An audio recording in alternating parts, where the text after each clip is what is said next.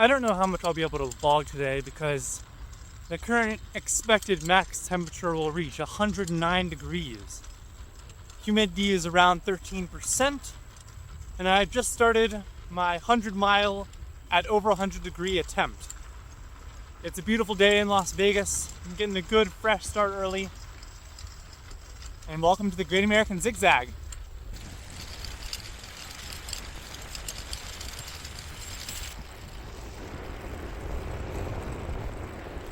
I seem to have stumbled across the North Beltway Trail. Beautifully paved, right next to, of course, the Beltway. There's some good intersections with the roads, but this is a really nice, clean trail, well lit. It's pretty sick. I'm curious how it'll connect to all the other trails in the city. I'm actually kind of shocked at how comparatively bike-friendly everything is here. I mean, don't get me wrong, this is still less than ideal for using biking as a legitimate means of commuting, but we're seeing painted lanes, we're seeing well-maintained streets.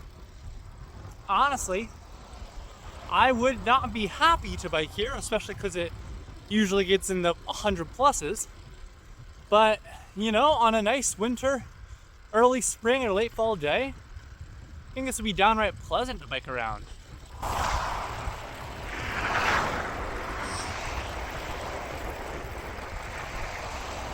Alright, I've completed my first 10-mile split. 53 minutes in, this will be the easiest 10-mile split of the entire 100-mile bike ride. Of that, I am certain. So far, I'm feeling pretty good. There's a quote that I like from The Witcher. They're talking about a messenger for the king. They say, any good messenger must have a steel mind and a golden butt. To carry all the information, of course, and then to be able to ride for days at a time without getting sore.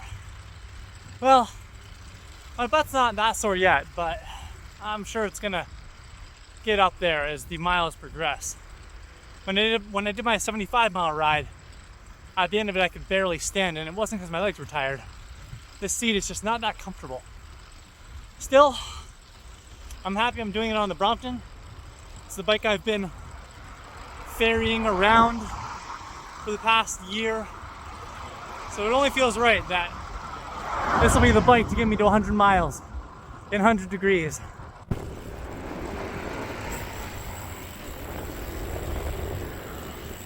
.5 miles in, and I'm about to approach the local minimum of Las Vegas.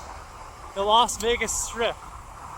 The gravity well that drags all who enter in, not allowing them to leave until they have either spent all their money or they're smart and leave without spending any. It's about 93 degrees right now at 9:15 a.m. The day started at 90 degrees and it will be approaching 100 degrees by noon. The temperature is climbing to 108 by about 3 p.m. So we're still in the cool parts of the day. I'm hoping to get as much mileage as I can in over the next 2.5 hours. Because once it hits noon, it's going to be brutal to bike in. But I really want to hit 100 miles today. So, we'll do what we can.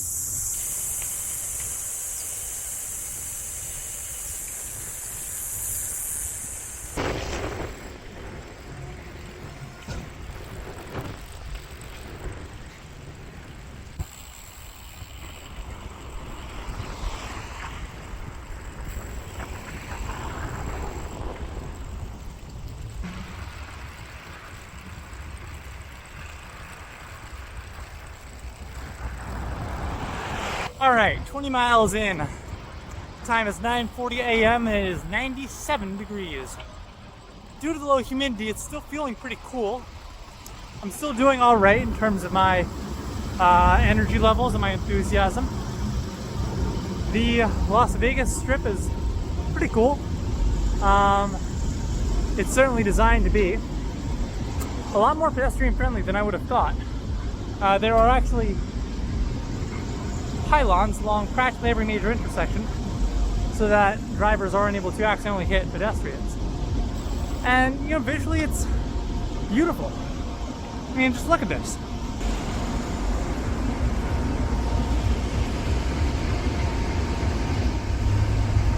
Gotta love the sphere. Great work of art there. If New York City is the city that never sleeps, Nevada has to be the state that never sleeps. Seriously, like the entire time I've been in Nevada, I have been continuously seeing 24/7 establishments. And, you know, now that I'm in Las Vegas, everything is practically 24/7. I'm seeing a Denny's poster that says, always open. Right? How do they do it? I sincerely wonder, how do they do it without burning out the employees and having terrible quality of life?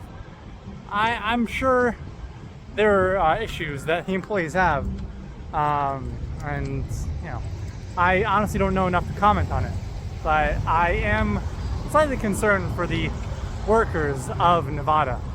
Like, please get some vacation time. On another note, there is currently a building being built like a large guitar, so that's pretty freaking cool. Of all the money, national and international, that's poured into Las Vegas, I am glad they're at least using it for style.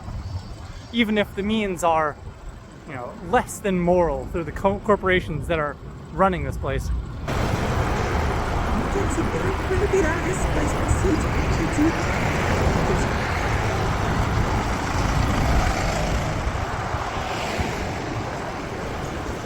Alright, it is now 10:50 a.m. The temperature is now 100 degrees. I've just finished my first rest of the day at Spring Valley Library. Big thanks to them. I thought this would be a good time to do a bit of a fit check because, you know, it is important to stay prepared when exercising in these very hot but very dry climates. So the first thing people miss is they think, oh, it's super hot, I'll take off all my clothes. Wrong. You actually want to cover as much of your body as possible to prevent the sun from dehydrating you, right? Because it's the evaporation of your sweat that cools you off. And if the sun is baking your skin directly, you're going to sweat a lot faster, you're going to lose heat a lot faster, and you're going to get a sunburn too, which is really going to suck the next day. So I actually have a long sleeve sun shirt,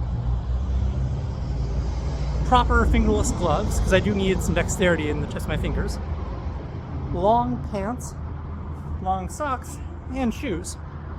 You would think that I would overheat with this. I don't.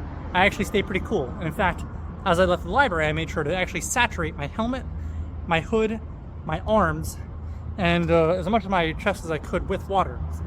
So that for the next couple minutes, at the very least, I will be evaporating more, and I will be, you know, less hot.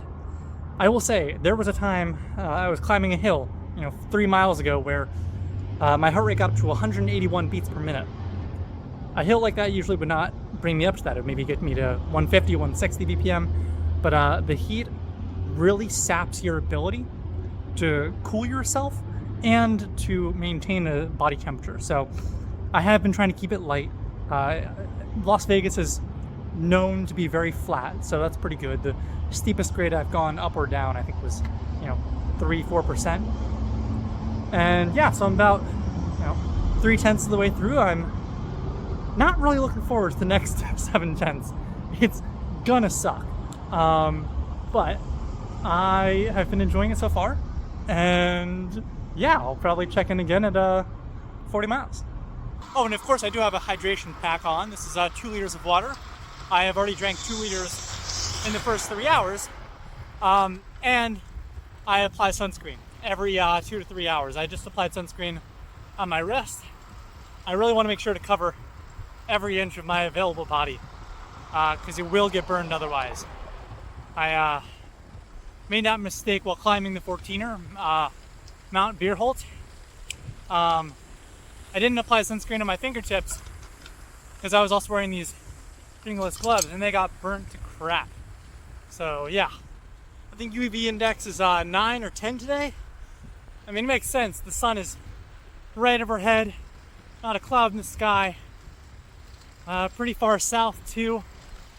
So yeah, cover up. It really does help. But you can't be wearing, winter long clothes. You do have to have dedicated summer long clothes. But oh my god, I can feel the coolness over my body right now as the wind is rushing through my shirt and evaporating all of that water that I put on it. It's blissful. I know it's a cold take and that it's, said pretty often by bikers, but I really dislike the concept of stoplights when you're talking about bike infrastructure. These timed release devices are meant for high-speed vehicles, and bikes, as we see in bike forward infrastructure, like in the Netherlands, they don't need stoplights. You can have a stop sign, sure, or better off a bike roundabout, but I have probably spent a fifth of today's ride just waiting at stoplights. Unnecessarily, mind you. I'm trying to keep sense of the law and not run red lights, although my city upbringing is screaming at me to do so. The bikes don't need lights, man. We're slow speed vehicles. It's fine. I'm not mad, I'm just frustrated. I feel like I could have gone a lot further by now if I wasn't stuck at so many lights, especially on the Vegas Strip. That place was a disaster for waiting to do nothing.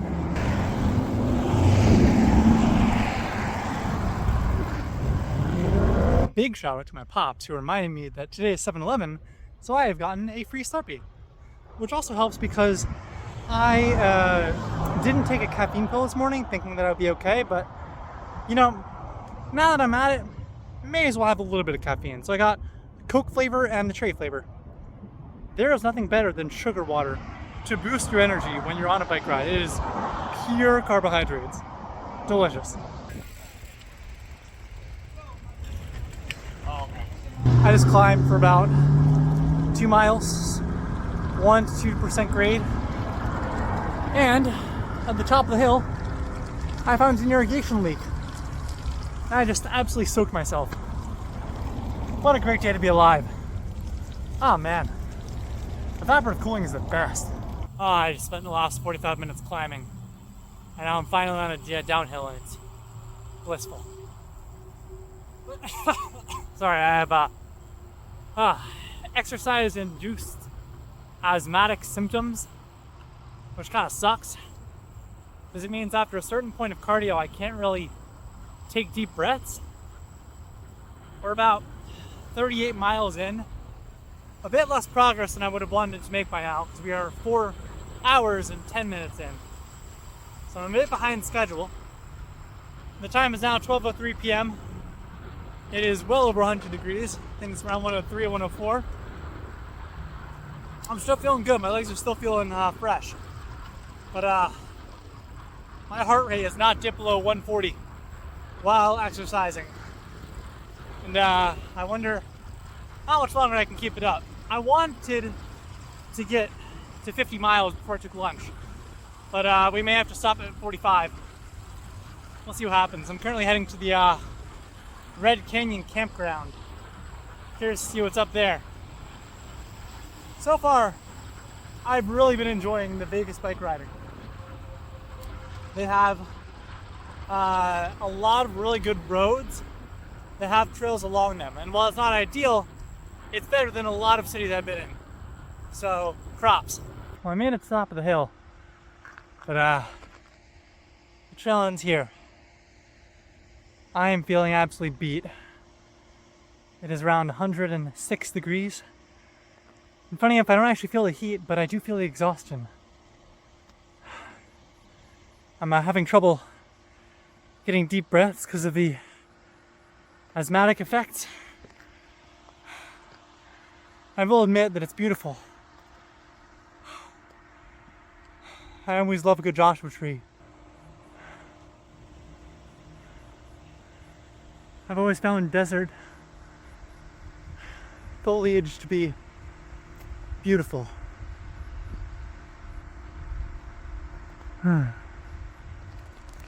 But the hill climb is always worth it for the downhill. Oh, this air in my face is spectacular. I'm cruising at 17 miles an hour. I'm not touching the pedals. All worth it. So I just had a mild asthmatic attack. It was very difficult to breathe. Couldn't really fill my lungs without coughing. It's kind of doubled over my bike at intersections, unable to stand up straight. I just stopped into a coffee shop, had a sandwich. It's not Lavazza, but it's, you know, it's good. It's a nice little coffee shop. Why do I push myself so hard? Like, I knew it was a stupid idea going into the day doing a 100-mile bike ride in 100 degrees. I knew I had exercise-induced asthma, though it's never been this bad before. I think I like to find the limits of my personal capacity. Because if I don't know what my limits are, how do I know how hard I can push myself? How do I know where the boundary is? And if I don't know the boundary, then how do I push past it? How do I have any metric of progress or success? Was this idea stupid and crazy? I'll admit to it, sure. I almost went to the hospital. There was a solid 25 minutes where I just couldn't really breathe.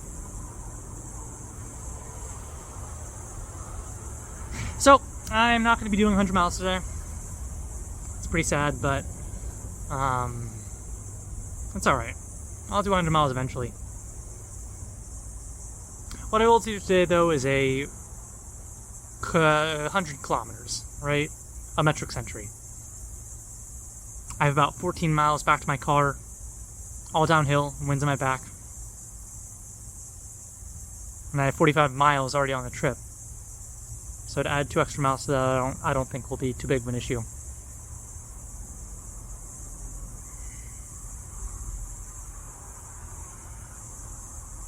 I don't like admitting defeat.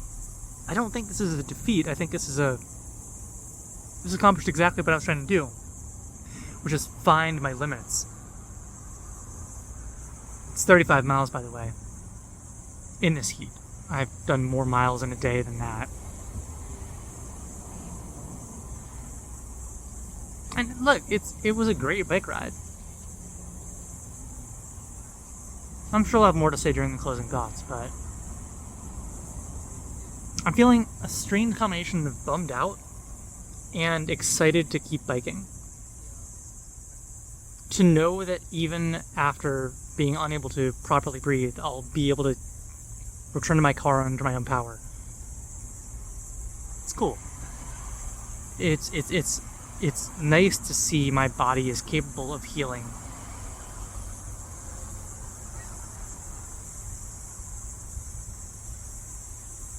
Yeah.